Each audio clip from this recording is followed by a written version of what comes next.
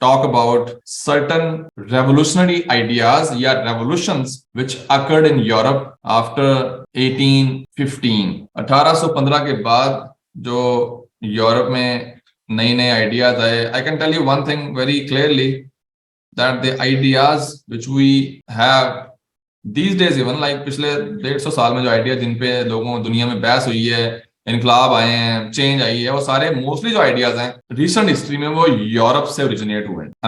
America ने कोई दुनिया में नया आइडिया लाइक नहीं लेके आया. अमेरिका तो एक आप कह लें कि हौज पौज है आइडियाज की. ये जो सारा अमेरिका एक कॉपी पेस्ट है. ये सिस्टम अमेरिका का ओरिजिनल नहीं है. ये सिस्टम बेसिकली यूरोप से ही वहां पे गया है और यूरोपियंस ही असल में यूरोप से अमेरिका गए थे. अमेरिका के वहां पे नेटिव इंडियंस थे. हालांकि अमेरिका दुनिया में सुपर पावर रहा है, तकरीबन 100 साल हो गए अमेरिका को दुनिया का स्ट्रॉन्गेस्ट मुल्क होते हुए अभी तक. ठीक है, फर्स्ट वर्ल्ड वॉर से लेकर यूएसए अभी तक दुनिया का, अगर आप एक मुल्क की बात करें, हाँ दरमियान में एक टाइम आया था जब जर्मनी बहुत ज्यादा स्ट्रांग हो गया था, बट यूएसए, हाँ एक चीज उन्होंने वहां पे रखी है, वो है कॉन्स्टिट्यूशनलिज्म. यूएस का जो कॉन्स्टिट्यूशन है वो लॉन्गेस्ट सर्वाइविंग कॉन्स्टिट्यूशन है इस वक्त दुनिया का. जब से बना है सस्पेंड नहीं हुआ, एब्रोगेट नहीं हुआ और उसमें बहुत ज्यादा अमेंडमेंट्स भी नहीं हुई. तो वो लॉन्गेस्ट सर्वाइविंग कॉन्स्टिट्यूशन है यूएसए का. बट ये कॉन्स्टिट्यूशनलिज्म आया कहां से, ये डेमोक्रेसी आई कहां से, ये रिसेंट हिस्ट्री में ओरिजिनेट कहां से हुई है? ये हुई है यूरोप से. तो इसीलिए यूरोप की जो हिस्ट्री है वो बहुत इंपॉर्टेंट है अंडरस्टैंड करना और उसे पढ़ना. चाहे नेपोलियन को हरा दिया इन्होंने मिलके, नेपोलियन बोनापार्ट को, रशिया ने, ऑस्ट्रिया ने और इंग्लैंड ने और प्रशिया ने. प्रशिया जर्मनी का पुराना नाम है. ये जर्मनी जो आपको आज नजर आता है दुनिया का सबसे एडवांस जो एजुकेशन सिस्टम होता है वो जर्मनी का होता है, यूएसए का नहीं होता. जो जर्मन एजुकेशन सिस्टम है बहुत एक्स्ट्राऑर्डिनरी है और जर्मनी ने दुनिया के टॉप लोग पैदा किए हैं. फिलॉसफी में बात करें, आप मेडिसिन में बात करें, होम्योपैथी जर्मन, एलोपैथी जर्मन. उसके बाद फिलॉसफी में जर्मनी का कोई कंपैरिजन नहीं है किसी के साथ. Max Weber, Karl Marx, Einstein, Hegel, Nietzsche, ये बड़े बड़े जो लोग हैं, मैं और भी बड़े नाम है, मैं आपको कुछ बता रहा हूँ, ये सारे जर्मन है. They are all German. तो जर्मन जो है ना वो इस चीज को समटाइम प्राउड भी फील करते हैं, समटाइम वो गुमराह हो जाते हैं इस चीज से कि they are a special race. और हो चुके हैं ऑलरेडी, एक दफा तो हो चुके हैं अच्छा खासे हिटलर के दौर में. बट कुछ तो है. लेकिन मैं बता रहा हूं कि ये जर्मनी ऐसा नहीं था 150 साल पहले. ये बिखरा हुआ था, डिफरेंट सूबे थे, जर्मनी एग्जिस्ट ही नहीं करता था. अब आते हैं अपने जो रेवोल्यूशन को उन्होंने स्नब किया.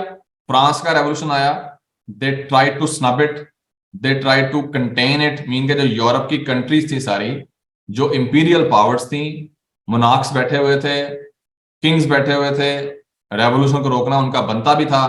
बिकॉज जब इनकलाब आता है वो मोनार्कीज को खा जाता है, इट कंज्यूम्स किंगशिप्स. तो उन्होंने क्या किया, उन्होंने इसको रोकने की कोशिश की कि इनकलाब बाकी मुल्कों में ना आए ताकि हम इसको कंटेन कर सकें. अब जब आप रेवोल्यूशन को स्नब करते हैं तो फिर आप क्या करते हैं? आप लोगों को मारते हैं, आप रिवोल्ट्स को क्रश करते हैं, आप ह्यूमन राइट्स की वायलेशन भी करते हैं just to intimidate people. And this is what was happening in Europe in 1820s, 1830s, 1840s. Revolution को, रिवॉल्ट्स को रोकने के लिए यूरोपियन कंट्रीज अपने अपने मुल्कों में जो भी नए आइडिया की बात करता था, जो भी रेवोल्यूशन की बात करता था, उसको क्रश कर देते. And they were successful in that. ये काम ऑस्ट्रिया में हुआ, लोग अपने राइट्स के लिए खड़े हुए. ऑस्ट्रिया में 1820s 30s में उन्होंने इसको क्रश कर दिया. फ्रांस में 1830 में लोग खड़े हुए फ्रांस की गवर्नमेंट के खिलाफ, राइट्स डिमांड किए उन्होंने, but they were crushed, they were defeated.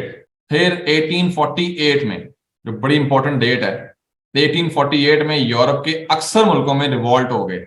इन्हें हम लिबरल रिवॉल्ट्स कहते हैं. लिबरल रिवॉल्ट्स मीन के वो आजादी चाह रहे थे बादशाहों से, लेकिन the revolts were successfully crushed by the governments. लेकिन वो चिंगारी अभी बाकी है. देखिए, अगर रिवॉल्ट क्रश भी हो जाता है तो लोगों की जो डिजायर्स होती हैं, उनकी उमंगें, उनको आप खत्म नहीं कर सकते.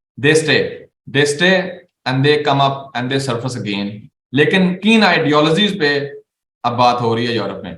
1815 से 1848 के दरमियान ये बात कर रहे हैं. जंग कोई नहीं हुई. जंग मीन के दो मुल्कों की आपस में जंग नहीं हुई, बहुत बड़ी वॉर नहीं हुई. 1815 से 1848 में यूरोप में दो मुल्कों की आपस में कोई बड़ी जंग नहीं हुई, ये एक लॉन्ग पीस भी आप इसे कह सकते हैं, it was a long peace. अब कुछ थीरीज आएंगी जो कि ना सिर्फ यूरोप को चेंज करेंगी बल्कि पूरी दुनिया को चेंज कर देंगे। These ideas are going to change everything, you will see. Number one is romanticism. पहली थ्योरी आती है, पहला आइडिया आता है रोमांटिसिज्म। रोमांटिक से आगे आप इज्म लगा दें, romanticism the first one. The second one was nationalism. अब इज्म्स आ रहे हैं, थ्योरीज आ रही हैं। The third one was liberalism and the fourth one was socialism. जैसे आप कम्युनिज्म भी कह सकते हैं, लाइक दोनों डिफरेंट है थोड़े से, लेकिन ये इंटरचेंजेबल यूज होते हैं। सोशलिज्म, ये चार आइडियोलॉजीज अब इमर्ज हो रही हैं यूरोप में। People are going to talk about them, they are going to practise them, and it will cause an upheaval